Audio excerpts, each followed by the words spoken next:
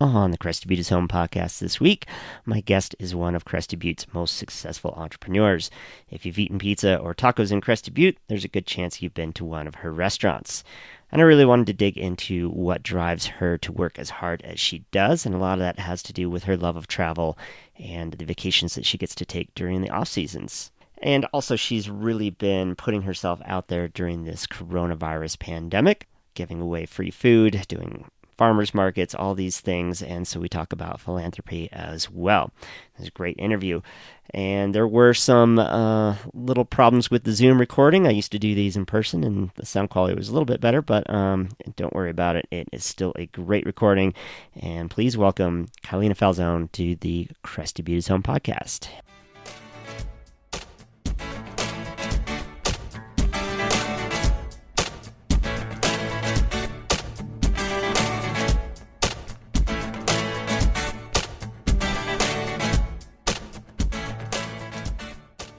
Today on the Crested Butte is Home podcast, I have Kyleena Falzone, and start off by telling me a little bit about yourself and where you're from. So my name's Kyleena Falzone. I'm originally from Buffalo, New York. I was born and raised in Buffalo. I went to grammar school, high school, and college in Buffalo, and then started traveling when I was fairly young, around 19 years old. Went to Italy, Sicily actually, in a town called Vail. And my Sicilian family lives there, and they had a very large pizza place. So when I was 19, I flew over to Rome and biked 1,200 miles on a pedal bike down to Sicily. And my family only had a photo of me at that point. I'd never met them.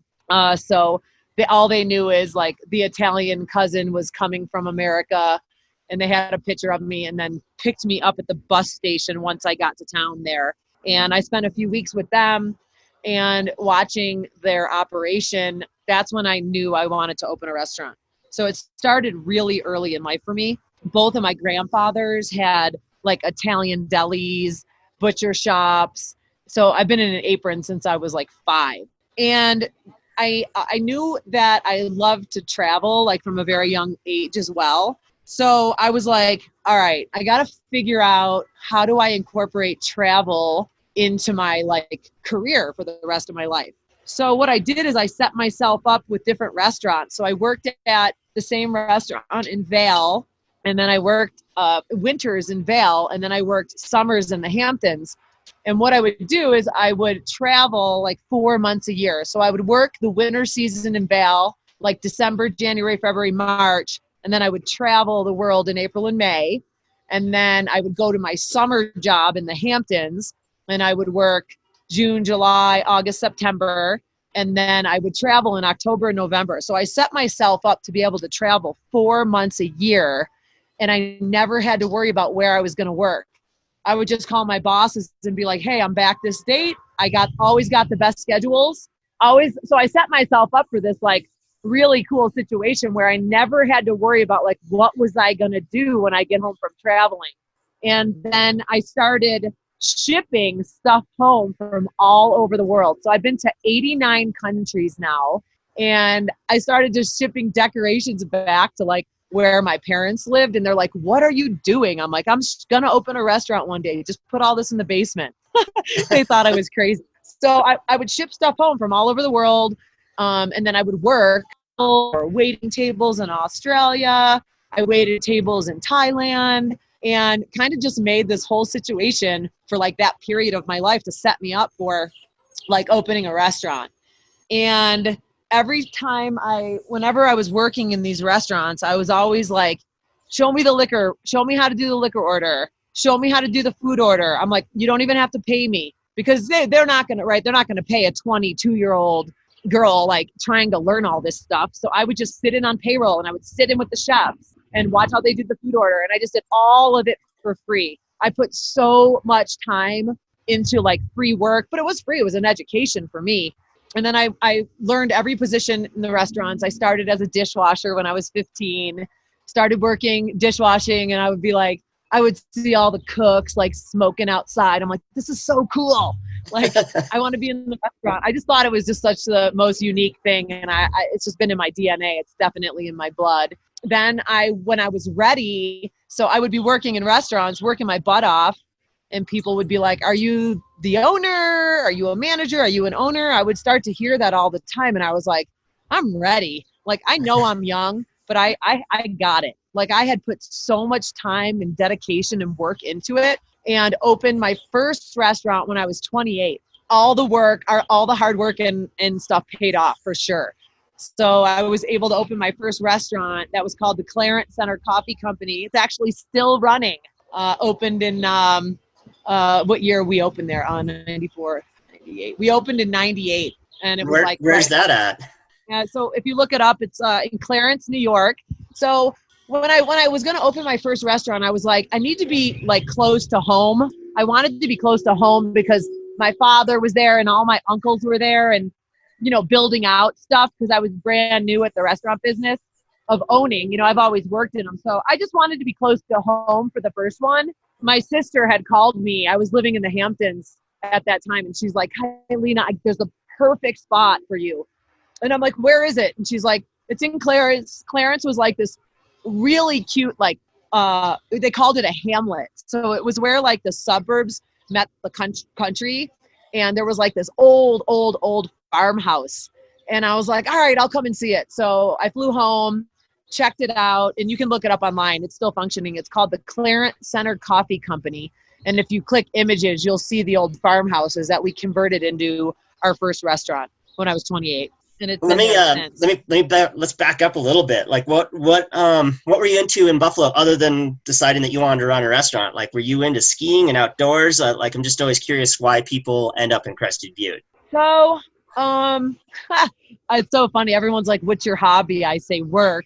The reason I picked Crested Butte was because, so I ran the restaurant in Buffalo for many years. And I was like, I love suburbia. It's really cool. We got to meet our customers, every day. We would see the same people. But when I wanted to choose where I wanted to be, when I wanted to open a restaurant, I wanted to be in a tourist economy.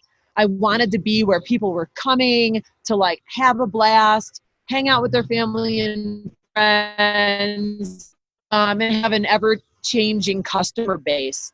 So that's why I chose. I'm not, believe it or not, I'm not a big skier or snowboarder. Everyone's like, why do you live here? You don't ski or snowboard. So I really wanted to just pick a tourist-based place. I do love the outdoors. I'm into yoga and meditation more than like out, because I work a lot. My hobby is definitely work. My partner's always like, you need to go do something, go outside or go for a walk. And I'm like, but what I've always been accustomed to is working my butt off for those periods of time, and then taking all of April and May off, or all of October and November. So like, there's no days off now. Like, I work every day until October. So where most people have more balance in their life, where they work during the week and hang out on the weekends, that's not how I do it. I would rather work every single day and then take a month off or 6 weeks off in April or May to go to India or Thailand, because those are the places that I love to travel. And it's a long way to get there. So I want to be able to like chill when I get there. Yeah. All right. So that sounds like your other hobby though is travel. So what is it about travel that's interesting to you? Yeah. Travel is absolutely my passion. Once I started at 19 and I got the hang of how it works. And I've always thought about like doing seminars at colleges or something to try to inspire people to like figure out how to do it. Because you don't need a lot of money to travel. I never, ever had a lot of money to travel. I worked while I was out there, like I said. And I was like, yeah, I mean, that's how I built the whole secret stash, was like seeing these insane restaurants in India with pillows and fabric all over and like camels and elephants walking by. And I'm like, I was so blown away by just the culture and the food. So that's why I love travel so much, is because I work so hard during the season that like I can just really relax when I travel. It's really the only time that I can put work away. So it's hard for me to like take Saturday or Sundays off, because I'm one block from the restaurant and it's nonstop. So I've kind of developed that whole structure in how I set up my work life. That's my work-life balance, is work my ass off and then take 6 weeks off. It's a lot Right. different. Where my partner, Carson, is like, oh no, I have to bike. I have to get out there today, where I could push like every day, all day. And yeah, I have had some meltdowns by doing that. It's really hard to work that way. But yeah, work-life balance is very different than like most people I know. Their work-life balance is taking off 2 days, go down to the Mesa, go bike riding, go get all your energy out on the Dike Trail or something, where I don't do that. That's all right. Like you said, that's just how you work. So you've been to, it's on your website. I don't know. You've been to a ton of different countries. Like, what are some of your favorites, and what are some of your favorite memories, maybe? So I really, really, really love India. It's probably my most favorite country. And I feel like you know why? Because it's this assault on your senses, every single part of your sense, like your taste, your sight, your hearing, your smell. Because you're just like, you'll hear something like, you'll be in your hostel or your little bungalow and you'll hear something and you're like, what the hell is that? And then you look outside and it's like an elephant that has 8 million bells on them, or a little 9-year-old kid dressed like Hanuman, the blue monkey god. And so when I'm in India, I'm always like, oh my God, did you see that? Did you see that? So just that portion of like assaulting your senses, I really love. I love the people in India and Thailand. I love the real cultural countries where they have a lot of traditions, like what they wear, what they cook, or rituals in the morning.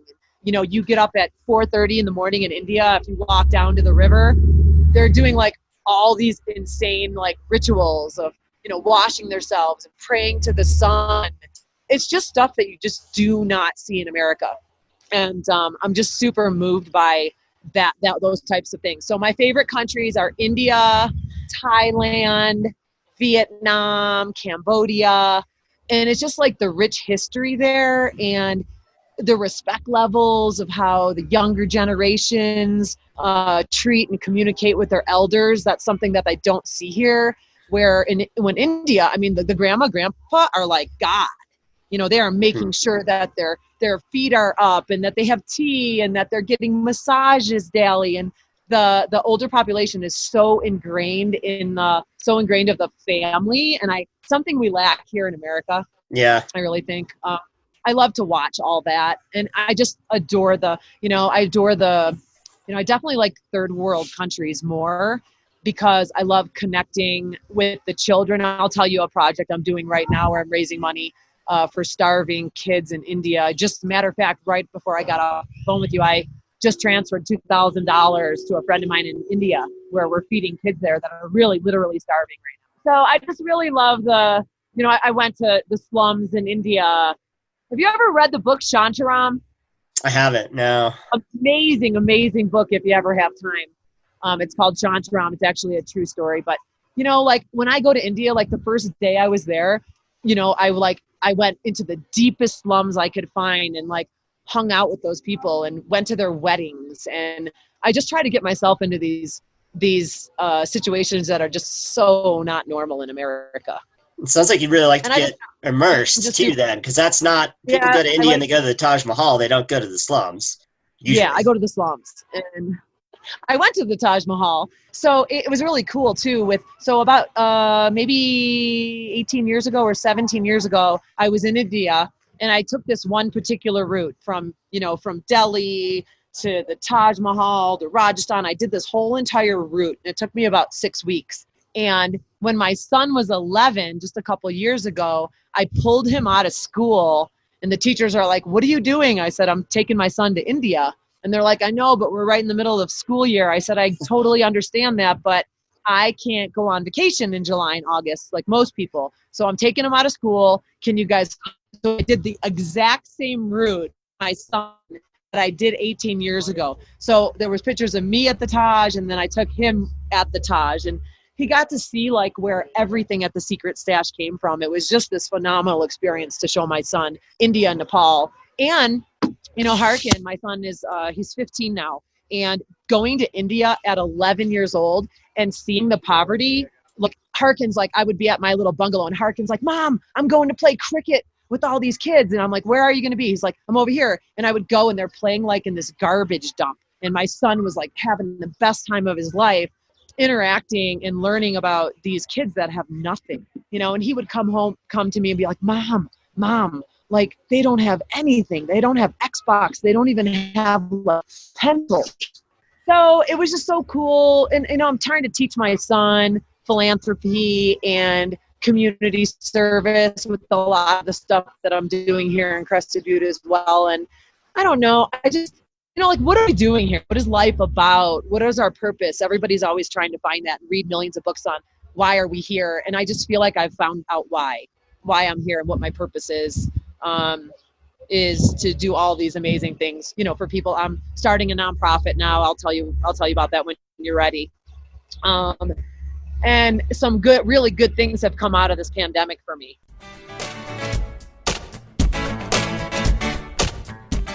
In the Crested Butte Real Estate Minute, I wanted to once again discuss the state of the Crested Butte real estate market.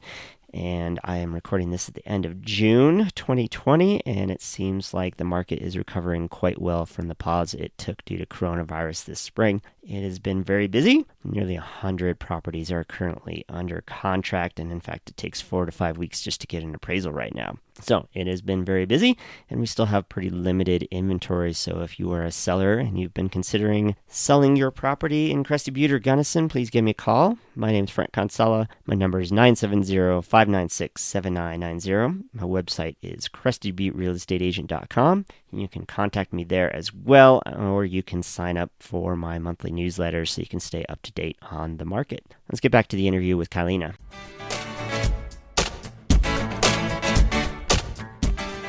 All right, let's switch from travel, and let's now go to why Crested Butte and why the Secret Stash and why that menu. How did that whole first Secret Stash at the end of Elk come about? Okay, so why pizza was because my family was in it, and then I knew pizza was a simple way. Pizza is recession proof. It's not a luxury item. So when stuff goes down in the economy, and now we're seeing 2008, and again now, 2 financial disasters, pizza always seems to be the thing that people can afford. You can get one small pizza. You can share it with your family. It's not expensive. It's not a luxury item. It can be delivered to your house. So and the food cost on pizza is really reasonable. And it was easy. I didn't need, I've worked in super high-end restaurants where I've seen how important that chef position is. And pizza, I don't need that position. I have high school kids that can make pizza. We have all our recipes dialed. We're not cooking filet mignons to order with, eggs Benedict and hollandaise sauce. We're not doing stuff that's like requires a chef. So I always knew I wanted to have a restaurant that if, God forbid anything goes wrong, I could do every portion of it. I can make pizza, I can throw dough, I can do dishes, I can bartend, I can do it all. I've seen way too many restaurateurs struggle with having the ego of a head chef, and I just didn't want to have that involved. And I didn't like the stigma of I did really super high fine dining, and this is your fork, and hello, this is your wine. And I wanted to be real, how's your pizza? Here's a beer. Are you guys having an awesome time? I wanted to just be able to be myself, and I'm way too hyper for fine dining. And then Crested Butte was, so my partner at the time was a big mountain biker, a big dirt biker. So I already had opened my restaurant in Clarence, and we had maybe 4 or 5 years in, and my partner was like, I love Buffalo, but it's really flat here, and I'm missing the mountains and the dirt biking, and it rains and the winters suck here, and can we go check out some places in Colorado? I want to show you this place. And I was like, okay, cool. So we rented an RV and we drove to every single town in Colorado. We went to Telluride and Aspen and Vail and Salida and went to all these ski resorts. And I loved Telluride, but I felt super closed in. And then we drove down the street from Gunnison up to Crested Butte. And once I got into town and I saw the mountain, I was like, whoa, this is amazing. And we drove down Elk Avenue, and I just knew. I was like, this is where I want to do it. I had lived in Vail before, and it's awesome. Vail was a great learning experience for me, but it was more I don't know, it was too Disney related. It just felt like it was this built town on the middle of I-70, and I just didn't love it. And when I came to Crested Butte, I was like, oh, this is like a real town, a real community, and this is where I would want to raise my children, you know? Vail was amazing. I made unreal money there, like more money than I ever made in my whole life. Vail and the Hamptons was Disney. You know, I was like, when I was working in the Hamptons, I was waiting on like Chevy Chase, Meryl Streep, Billy Joel, like everything was all these like big names. And I worked at like some of the best restaurants in the Hamptons, and I was like, I just didn't love the scene. So I really wanted a more grounded community to raise my family. Fair enough. And then how did that first location come? So it was really scary because I came looking here right after September 11th. So September 11th hit, the economy, took a shitter. And so September, October, November, December, January, February, March. So it was like 6 months. I started looking, came out to Colorado in like February, March is when I moved here. And I was like, Crested Butte is the worst time to open a business is April and May. And we picked 4/20 to open. I picked that time because I wanted to really be able to like bond with the locals. So I remember moving to Crested Butte and I went out for like 60 nights straight. I went to the Talk of the Town and the Eldo and Kachivers and just went out and like just met everybody and promoted myself and said, hey, we're the dummies that are going to open a pizza place in the middle of off season. But I knew once people met us and knew us and like heard our story, that they would like us and maybe I would get the support of the community. But everybody's like, who are the dumb people opening a pizza place way at the end of the street? So, for me, I was like, it's one street. Like, How is that out of the way? I just couldn't comprehend that 2 blocks down was out of the way. Because when you live in cities, you're driving 20 minutes everywhere. So it took me a while to understand the economics of like how Crested Butte worked. So I risked it. And the night we opened, I did a flyer that said we're giving away 2 kegs of beer and 100 free pizzas. And I opened up on May 20th and we were jamming. I had it so cool. I had it decorated. I had candles. Like nobody had seen anything like what I did when I opened here. We had couches. It was super loungy. And there was a line out the door. We sold out of pizza. We sold out of kegs. All the locals, they were all the young locals, and they all came in and we just totally crushed the first night. And I just feel like that was a really good move for me to open during that time. Yeah, it's good because it is slower for tourism and you can kind of get more dialed. There's a lot of good reasons to open at a slower time, really. But that location, did you have, and you kind of already mentioned it, but was that like a perfect location for all the eclectic stuff you'd been collecting that you were like, oh, this is perfect. Yeah. I'm going to use those pillows and like.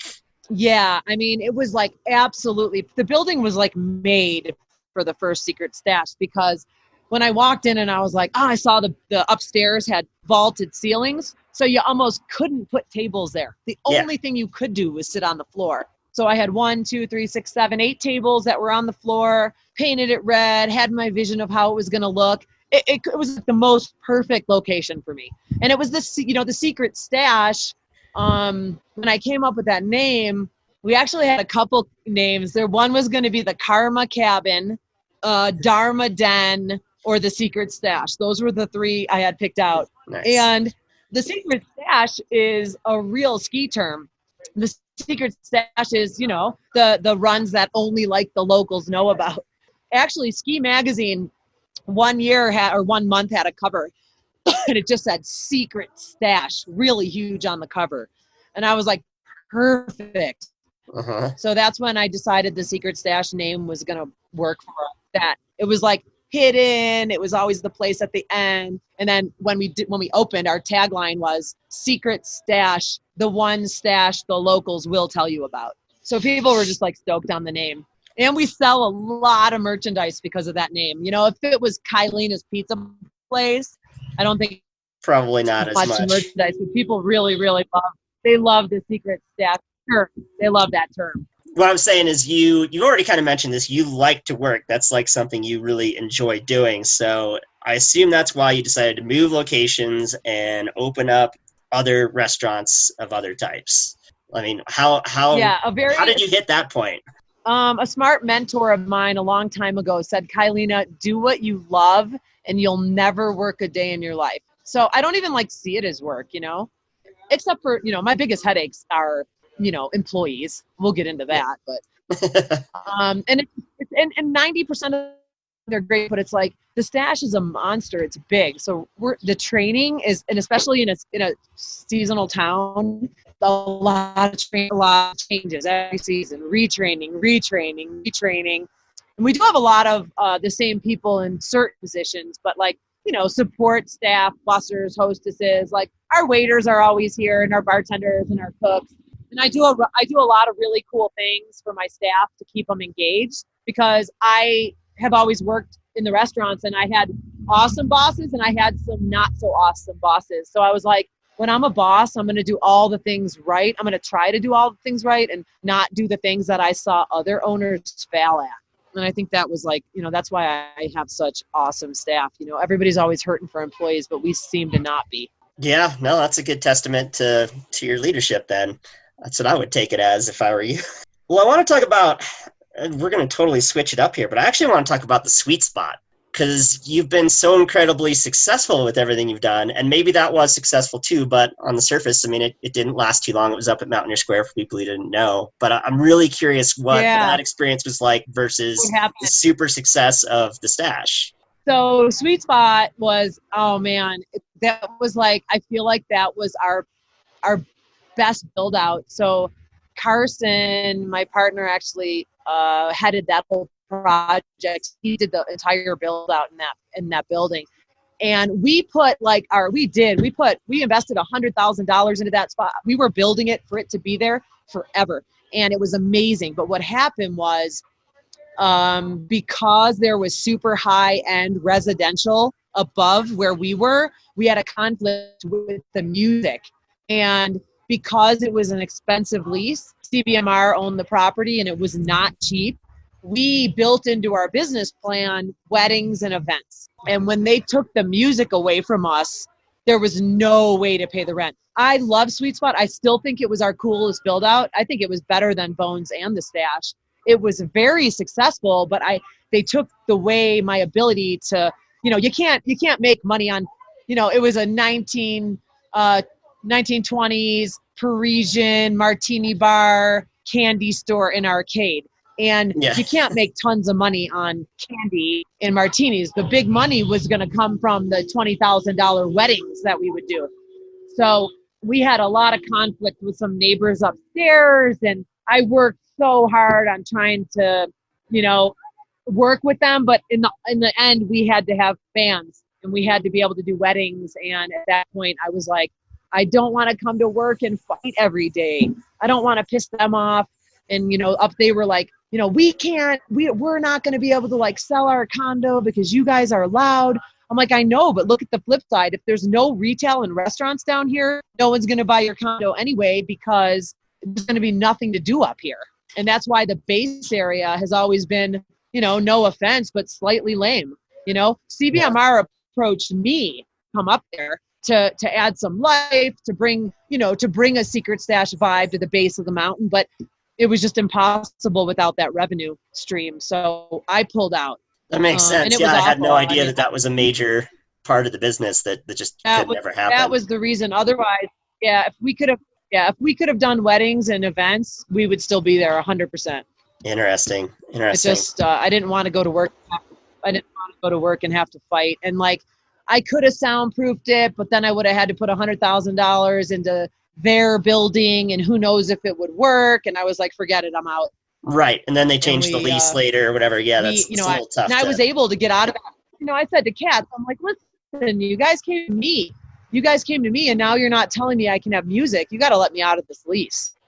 And they were pretty cool about it. Well, that's good, at least. That's good. Yeah, that's good.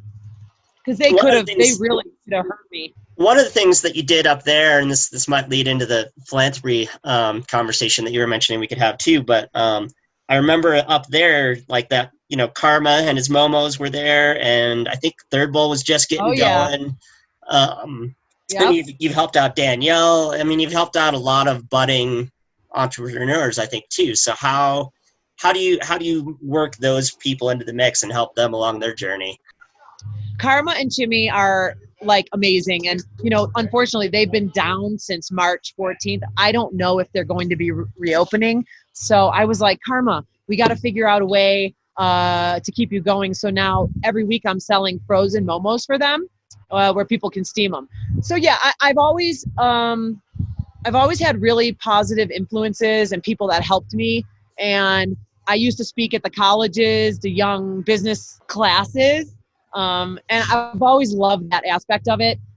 So Summer Lambro is 21 years old. She just bought Lil's. She started at the Low Bar when she was 9 years old, bussing tables and learning the biz, and worked at the Stash with us. So there's been a lot of people that have worked for Carson and I that have like gone on to open their own businesses, like Taco Locale. Jason used to be one of our sushi rollers. And I mean, there's been a lot, probably 50 to 100 people that have gone out and opened their businesses on their own, working underneath me, because we're super focused on policies and procedures and making stuff organized and replicable. So we've always been a big helper in like collaboration. You'll see that we just made that. Did you see the locals t-shirt that we made? It said Crested Butte. I'll show you it. It says Crested Butte, stronger together but 6 feet apart. And what we did is we put all the restaurant logos on the back of the shirt. So Kirsten Dickey printed for free. My husband did the website, and then my manager shipped out the shirts. So there's no obligation for the restaurants. You just send us the logo, and I cut them a check quarterly for sales. So I've been a big proponent of like collaboration, working together, and that's been a very big struggle here in Crested Butte. I have had some massive haters for the stuff that I'm doing with the free farmers market and the pizza giveaways. Today we're on day 82. So you can eat at the Secret Stash every single day at 4:30 for free. And I'm really trying to understand why, but some of the business owners were thinking I was like taking away business from them. And I'm like, you guys, first of all, it's April and May, so we're not busy. Second of all, if you have a customer or a person waiting 2.5 hours in line to get a box of produce, they probably need some help.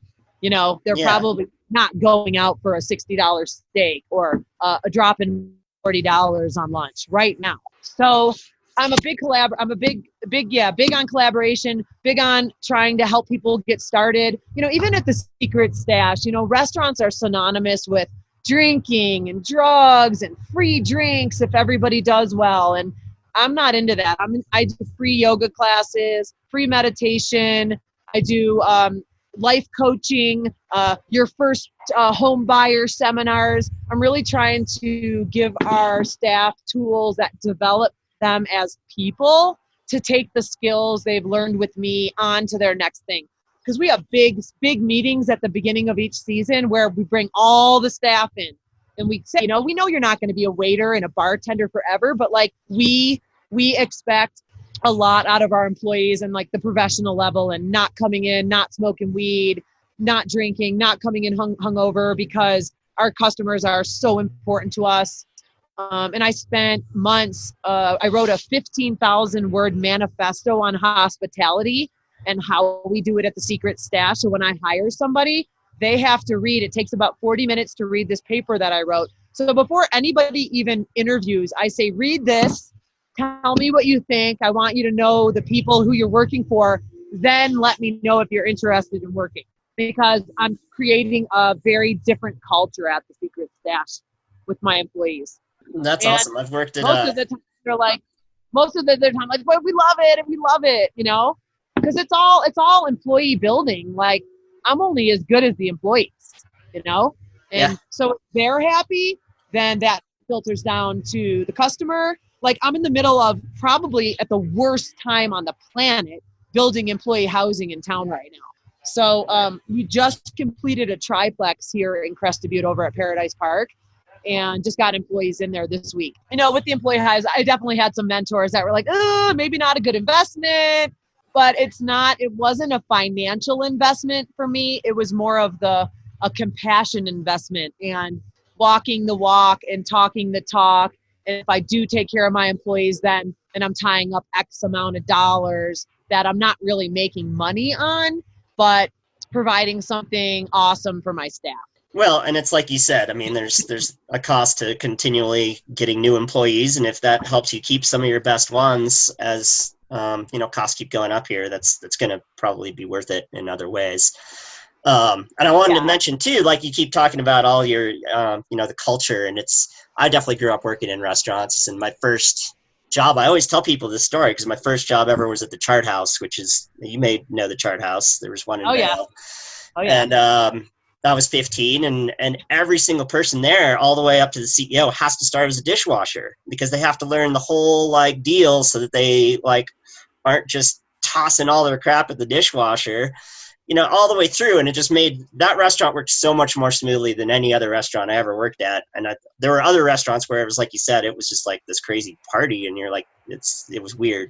But so that sounds good. Like you got a good situation there. With this many people, you have to have structure, or it's just a disaster. Well, I want to start wrapping it up a little bit, but I do want to talk a little bit about what you've done through this whole pandemic, and you started to mention it, but, it's interesting the way people have tackled it, and some people just hunkered down and kind of wrapped the sheet over their head and tried to ignore the whole thing. You've really been out there very, very much. Is that something that you just decided you wanted to do, or do you, and why? I'm just curious, how that all came about. Deciding that, all right, I'm going to get out there and do free markets and free food. And then I just thought about one thing. I wanted to back up real quick just on that employee thing. So Carson started with me about 10 years ago as a dishwasher, and he came to Low Bar and he wanted to apply as a dishwasher. I'm like, okay, sure. But I knew the kid was smarter than being a dishwasher, but he had come from Santa Cruz. He was doing solar, and he just wanted to check out and be a snowboarder for a couple seasons. But I always had the ability to recognize somebody with talent.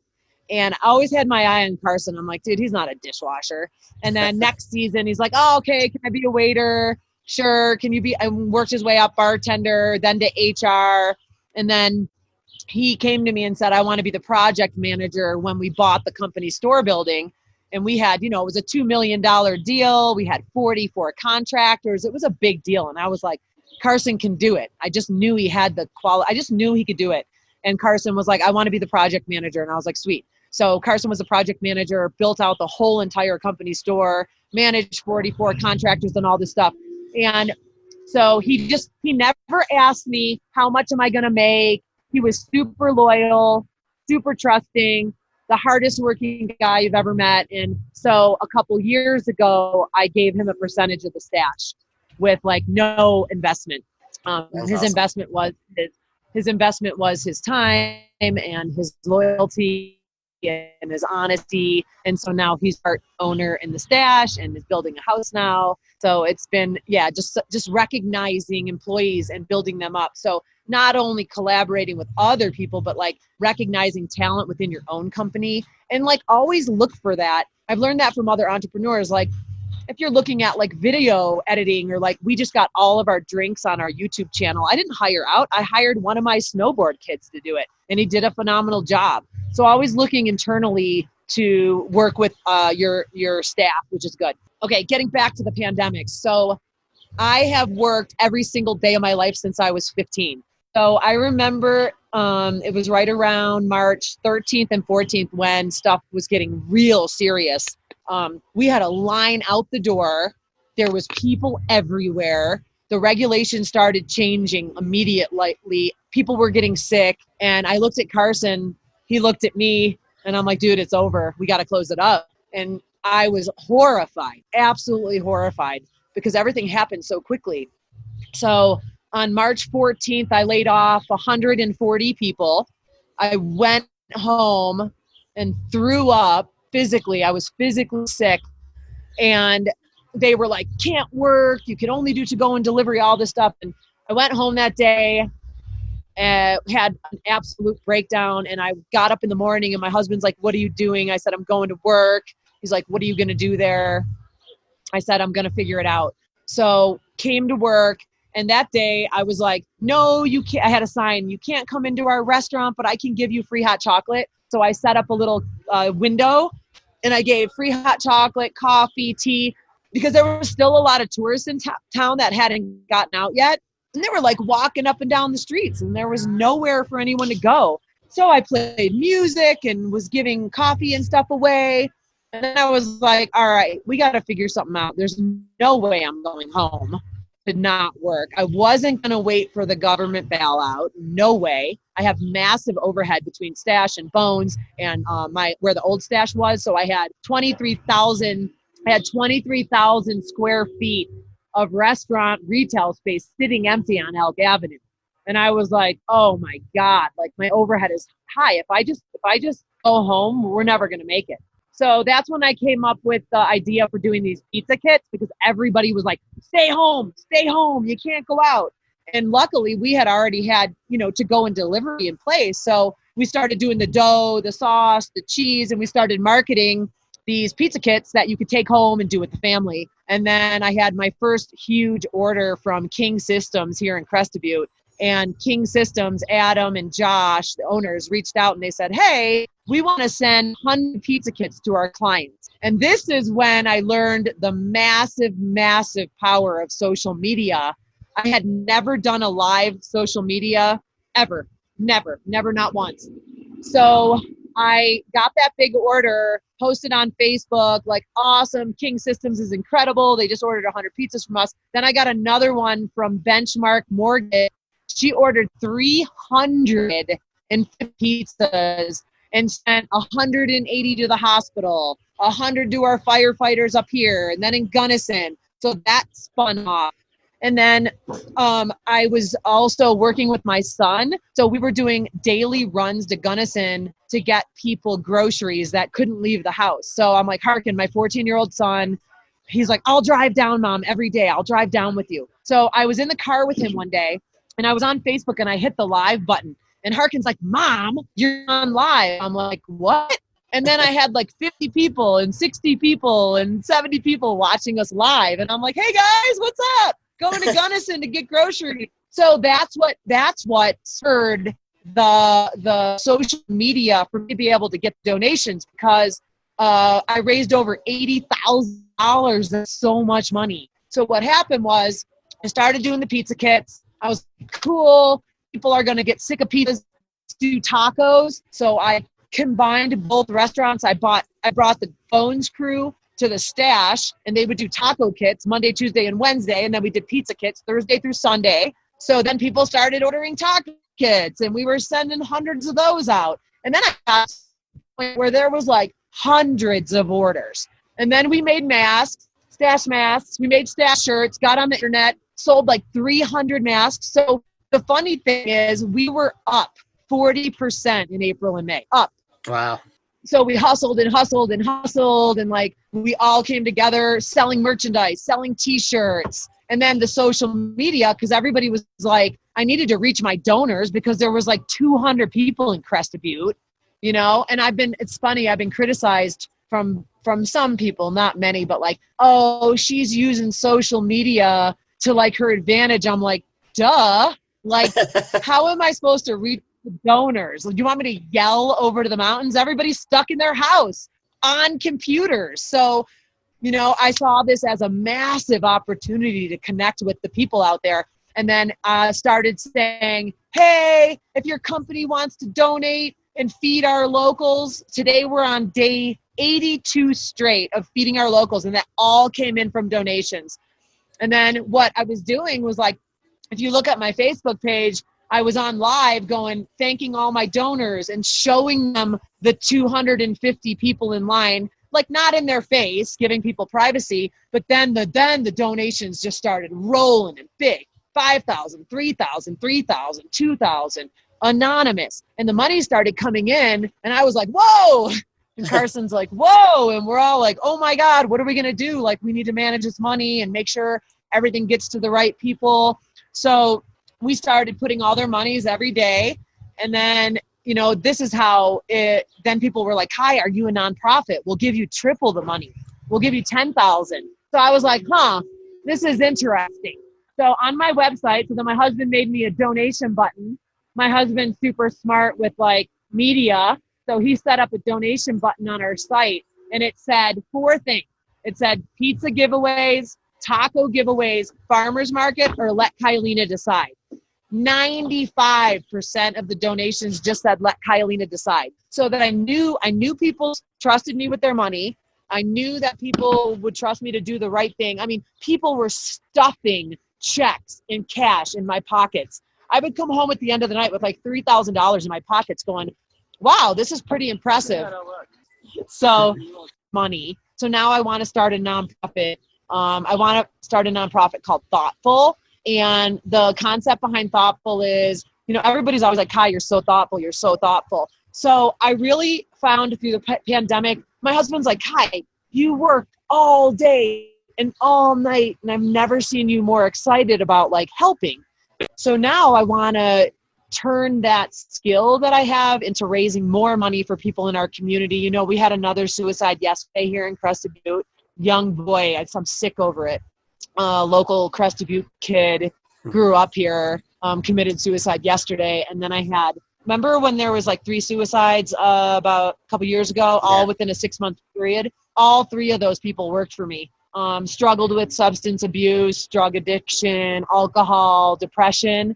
So I want to start locally here. So the nonprofit wouldn't be just one thing. It's not like just paws or pets or just food related. So I want to raise money for mental health, suicide prevention, domestic violence, working with the community foundation here in Crested Butte, because once I started learning how to raise money, big companies want to give money, but you need to be a nonprofit to do it. So we're going to set up similar to what we're doing. I want to be a podcast interview-based nonprofit where we're interviewing people. Donors can watch our interviews and see where the money's going. But I really think the personal of like watching videos and learning about what people are raising money for is super powerful. Like, I cannot believe the power of social media. I was blown away.